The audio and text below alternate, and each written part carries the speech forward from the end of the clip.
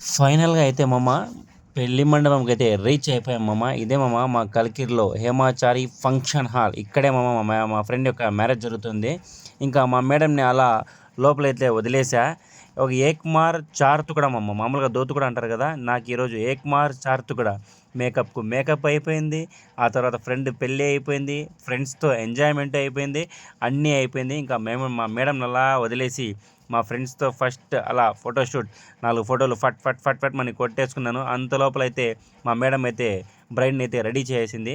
ఇంకా వాళ్ళ దగ్గరికెళ్ళి అలా వీడియో అలా అలా తీసుకొని ఎలా వచ్చింది మా ఫ్రెండ్ మేకప్ అంటే అడిగితే మా ఫ్రెండ్ అయితే ఫుల్ టు ఫుల్ ఖుషి అయిపోయాడు పెళ్లి కూతురినైతే చూసుకొని. ఆ మాదిరిగా వచ్చింది మేకప్. ఇంకా అలాగా కొన్ని వీడియోలు అలా కొంచెం రచ్చ చేసుకొని పెళ్ళంటే మామూలే కదా! ఇంకా ధూమ్‌ధామ్ అలా హల్చల్ చేసాం ఇంకా నేను అలా మా మేడంని అక్కడే వదిలేసి ముహూర్తం రెడీ చేయాలని చెప్పి ఇంటికైతే వెళ్ళిపోయా.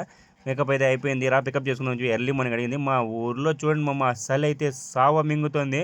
అందుకే ఈ అవతారంలో అయితే మా మేడంని పికప్‌కి అయితే వెళ్ళా నేను. చూడండి ఎలా అయితే వెళ్తున్నానో. స్వెటర్ అయితే లేదు. అందుకని బెడ్‌షీట్ కప్పుకొని వెళ్తున్నా. చూడండి అయిపోయింది మేకప్ అయితే.